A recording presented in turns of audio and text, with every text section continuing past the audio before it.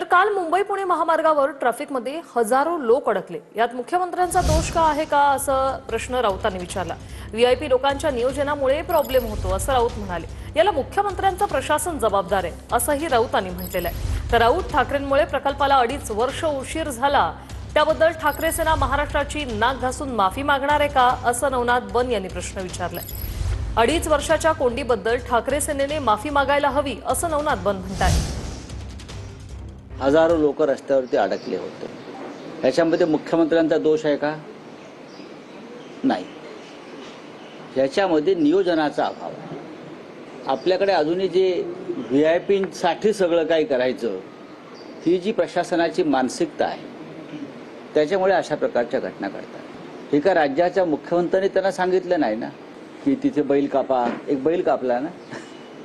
त्याच्या ह्याला जबाबदार मुख्यमंत्र्यांचं प्रशासन आहे। मुख्यमंत्र्यांचं लक्ष नसल्यामुळे होत आहे। कशा करता एवढा शो करायची गरज होती? मिसिंग लिंक प्रकल्पाच्या उद्घाटनामध्ये आणि त्यामध्ये वाहतूक कोंडी झाली त्याबद्दल मुख्यमंत्री देवेंद्रजी फडणवीस साहेबांनी दिलगिरी व्यक्त केली, माफी मागितली। संजय राऊत, या प्रकल्पाला तुमच्यामुळे 2.5 वर्ष उशीर झाला। उद्धवजी ठाकरेमुळे 2.5 वर्ष उशिरा हा प्रकल्प सुरू झाला। त्याबद्दल उद्धवजी ठाकरे, संजय राऊत, उभाटा गट नाक घासून महाराष्ट्राची माफी मागणार आहे का?